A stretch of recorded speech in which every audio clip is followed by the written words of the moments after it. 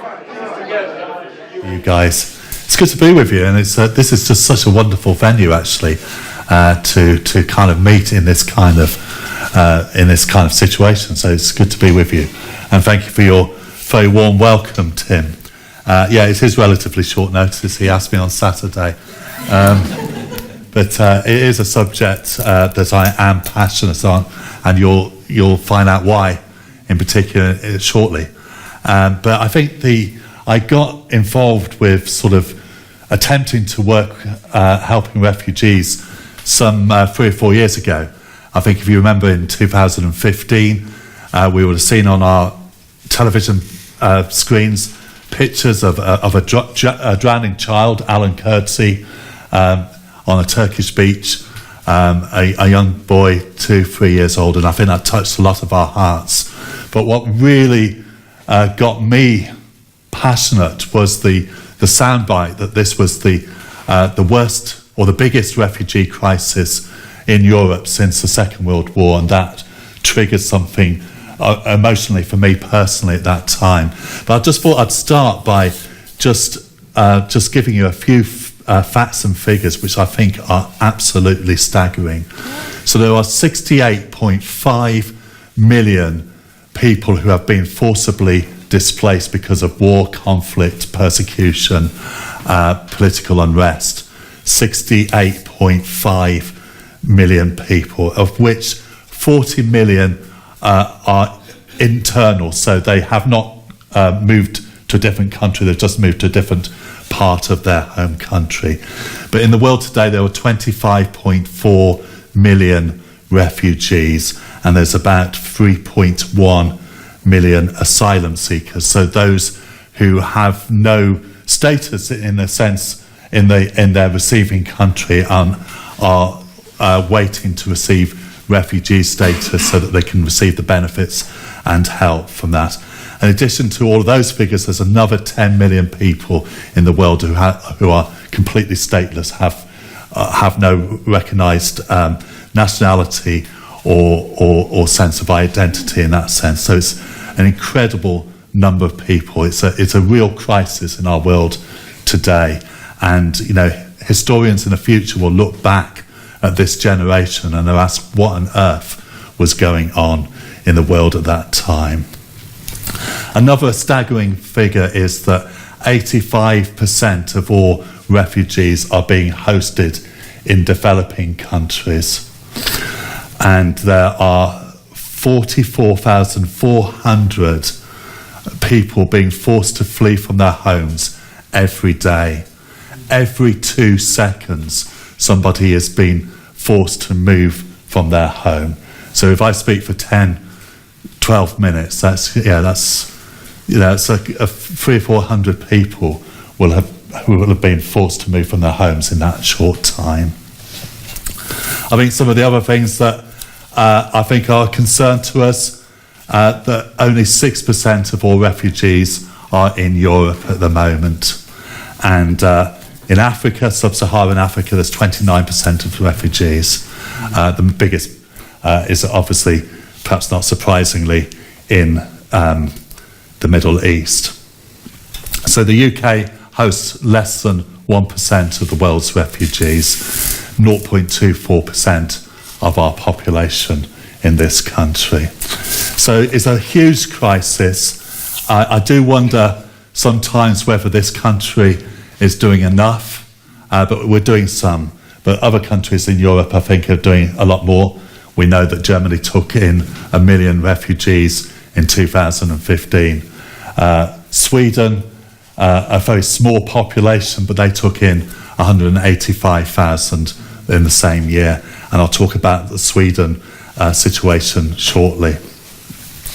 But why did something trigger in me emotionally when I heard that this was the biggest refugee crisis since 2015? And the reason is that I actually stand here today as the son of a refugee. So my father was born in Austria. He grew up in Vienna, and at the age of 8, he had to leave Austria for this country on something called the Kindertransport. There was about 10,000, mainly Jewish children, or mixed heritage who came over from Germany, from Austria, from the Sudetenland, and sought refuge in this country. So, and I think some of that, his story, I think is something that we should all be mindful of. So, you know, regular guy growing up in Vienna, and the world changed 80 years ago this month, really, with Kristallnacht, when the whole political situation shifted, and there was a move against people of Jewish heritage, and so what had been a relatively comfortable existence in Vienna then turned into something that was of great risk. And I only recently found out, my dad's still alive, by the way, and a lot of his story I'm still learning, because for most of my life, the culture was he didn't talk about these things. And so I knew very little. I knew it from Austria. I knew he'd come over at the beginning of the war. I knew that my grandparents had not survived. They died in a concentration camp, so it was real. They needed, my dad needed to escape and come to this country.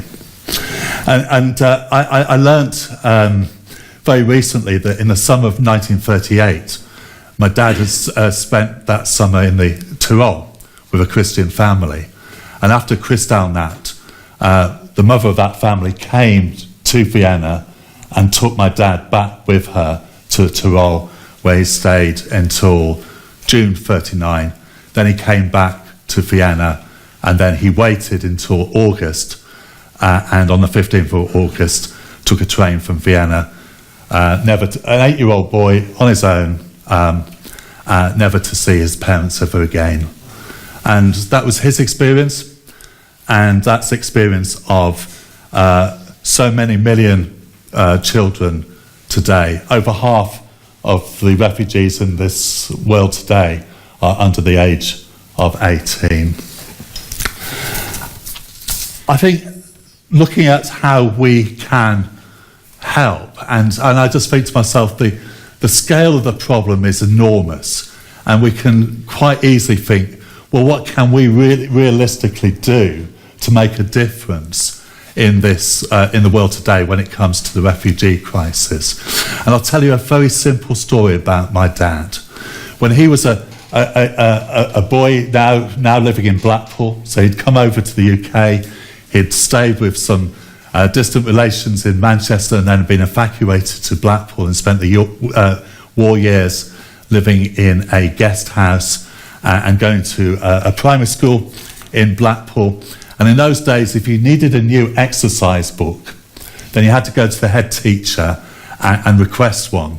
And usually the head teacher would be sort of busy writing something at his desk, and he would just look up, nod, and say, you know, help yourself. But every time my dad went in there, the headmaster would put his pen down and make a point of asking if he was okay. Now, you might think there's nothing unusual about that, but my dad tells that story 80 years on, because it was an act of kindness, a very simple act of kindness. But this was, in his experience as an 8-year-old boy, the first time that somebody who was in a position of authority stopped to ask him how he was and show some kindness. Now, if my dad still tells that story 80 years on, it demonstrates the impact that kindness can have. And at the beginning of this year, in January this year, an Iranian couple turned up at our church, and they had just landed in this country, and they were completely traumatized, and they didn't speak a lot of English. And I welcomed them, and I sat down, and we started to hear something of their story, and they really struggled to tell me about their experiences, and even today I know very little about that.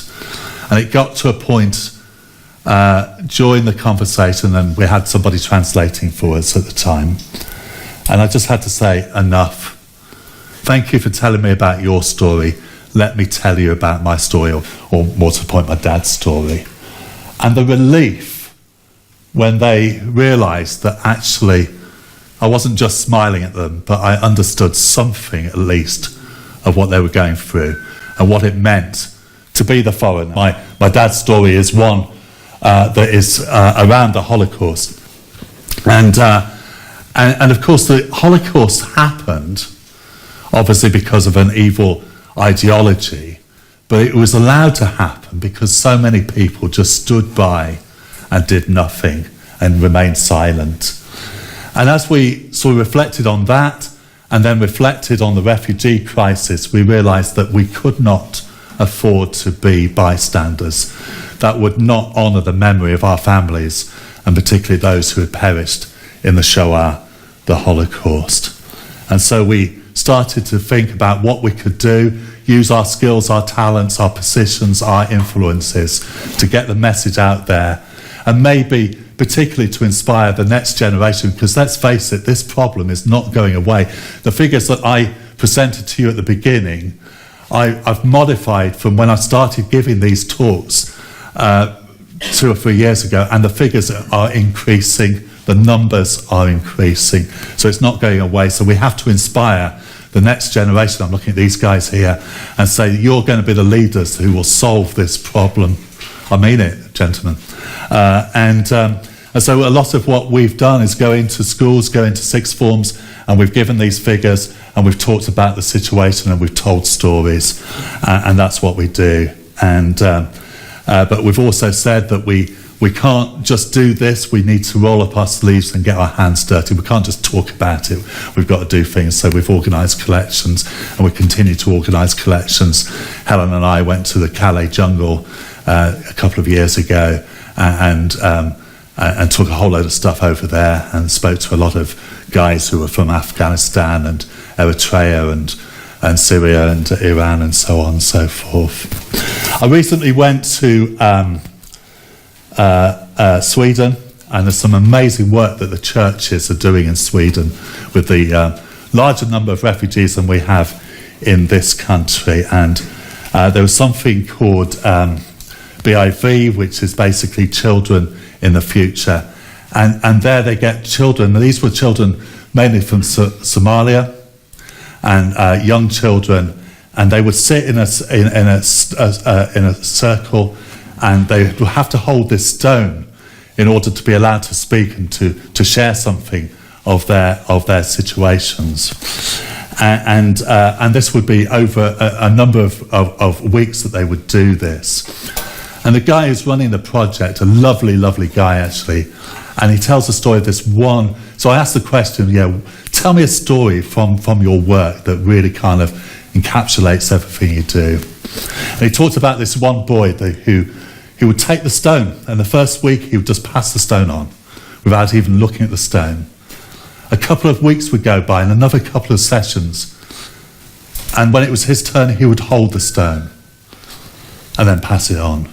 And another week would go on and he would hold the stone and turn it round. And the next time he said just something about football. Anyway, to cut a long story short, this was a guy who had been playing football somewhere in Somalia, and a bomb had come along and it killed everybody on the football field apart from himself. And he said that he wasn't even that good at football. And so you can imagine how that was then brought out, and there was therapy and there was counselling and everything else. And the course came to an end, and there was a kind of celebration evening. And the guy who was running this project, he really hoped that this guy would turn up for this award ceremony. And it was a wet night, and this guy didn't come. And the guy was disappointed. And then just as they were wrapping up the evening, this boy came in, and he had a jacket on. He had his anorak on because it was raining. And then he unzipped his jacket and he was wearing his football shirt. And it was a kind of way of sort of acknowledging the help he'd got and the progress he'd made. And that was about 10 years ago. And this guy, Jan, who runs this project, a few weeks ago he was in a supermarket and his trolley had got a little bit stuck, and there was a tap on his shoulder, and this big 6 foot something or other black man sort of smiling at him and said, "Can I help you?" And it was this lad, grown up now, working as a mechanic somewhere in Sweden. And that's the kind of thing that is repeated time and time again. The time, the effort, the compassion, the kindness, helping people to kind of rebuild their lives. And every one of those 20 plus million people have got a story. The guys who are in my church today, they've got their stories about how actually they were converted to Christianity and had to flee Iran. Let's not forget that side of the story as well. And many of them are lawyers, doctors, bank managers, educated people like you and me. And they've had their kristallnatt, their moment where their lives have changed and they've had to forcibly leave their homes. And I think one of the things that we really need to remember is that actually those coming in, these foreigners, if you like to use that term, they're not a burden, they're an asset. They've got skills, they've got gifts, they've got things to contribute. My dad is 87 years old. He taught mathematics for many years. He fundraised. He's made his contribution to the receiving nation that has welcomed him here. And I'm very grateful for our nation for doing that, of course. I'll finish with just one final story. So we've got a number of Iranian Christians at St Mary's, and I do a Farsi-speaking Bible study. I've got somebody to translate. I can't speak Farsi. And last week we decided to study the story of the Good Samaritan. Wonderful, familiar story to all of you in this room, I'm sure. But for them, they were reading this story for the first time because they're new converts to Christianity. They haven't been exposed to the gospel in quite the same way as we are. And they were reading the story of the Good Samaritan. And so the question was, what can we do? That was the question they were asked. And they were saying, we see loads of homeless guys on the streets. We need to stop and help them. And I'm saying, look, guys, just be careful about, how you spend your benefits. It's really nice to be generous and everything else, but maybe that's not the best way that you can help, as we know from what the guys in New Hope, the experts, tell us. So they said, maybe we can volunteer. And maybe they are the Good Samaritan story of today. And I think that's something that we shouldn't forget, that, that stranger in our midst, that foreigner, that person, that human being, that one who is made in the image of God could be our neighbour, could be the person that helps us one day. And remember that once we were foreigners. And let's welcome the foreigner. Thank you.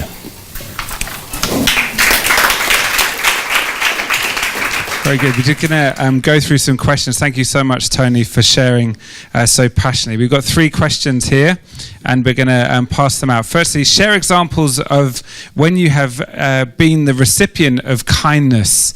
Tony talked about an act of kindness, the difference it makes. How did it feel when that person was kind? The second question is, have you ever been in difficulty in a country where you can't ask for help because language or culture is different? What did it feel like to be powerless? And the third question is, what can you do to help people who are not like you? Okay, we're going to pass those round, and usual score, you've got 10, 12 minutes to chat about those. We'll have some feedback, and we're heading home. So we're going to pass those round. Enjoy. Do you want to help me? Yes, sure. Find 3 random tables.